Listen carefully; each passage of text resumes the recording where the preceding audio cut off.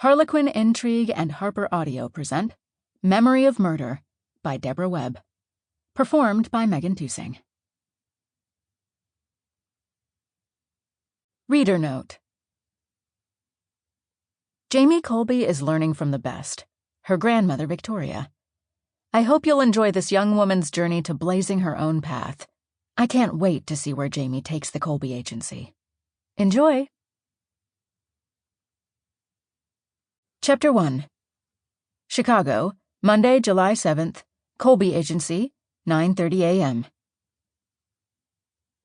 Jamie Colby waited in her grandmother's office, the package sitting in her lap. Her fingers tapped out a tune on the box that had gotten slightly battered in transit. The package and its contents had been in Jamie's possession for a mere 3 days. But already she was convinced of what needed to be done. Quickly, she reminded herself. This had to happen as soon as possible. Somehow she would make the indomitable Victoria Colby camp see that her plan was a good one. A necessary one that had to be carried out, even if pro bono. The agency did pro bono work all the time. Did it really matter that the actual client was deceased? Not in Jamie's opinion. The woman deserved to have her reputation restored. Some things transcended death. The door opened, and Victoria breezed into the office and settled behind her desk. "Good morning," she smiled brightly, as she always did whenever she saw Jamie for the first time each day. Jamie adored her grandmother. Her entire life, Jamie had always known she wanted to be just like her. No matter that she and Jamie had been working together now for nearly 7 months, each day was like the first with her grandmother. Calling Victoria grandmother almost always put off anyone who met them for the first time.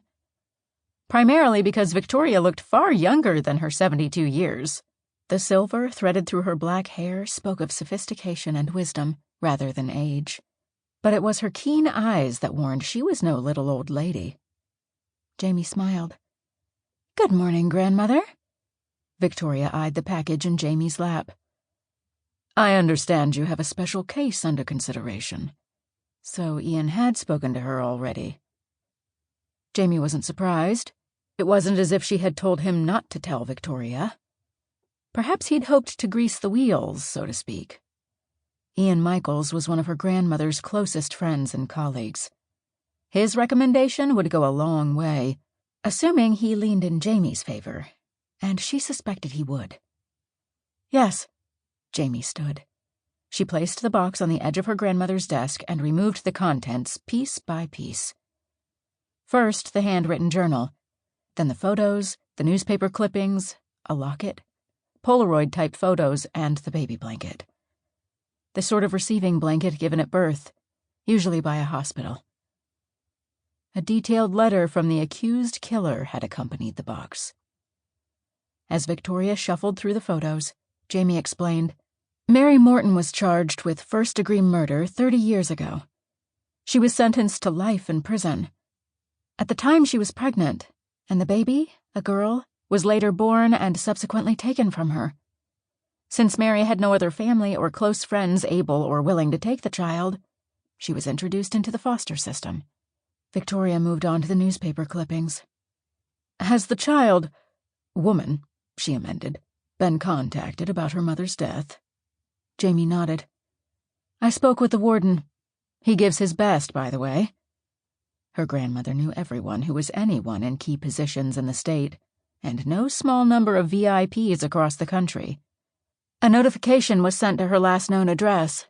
I checked out the address, and she does live there. There's every reason to believe she's aware of the situation." Victoria reached for the journal. "Tell me why we should be interested in this convicted murderer's history." Jamie resumed her seat. At the time of the murder, Mary Morton was 24 years old. She had just completed her master's in teaching, and she was already employed at an elementary school in Crystal Lake. On a personal level, she was engaged to a law student set to graduate the upcoming year.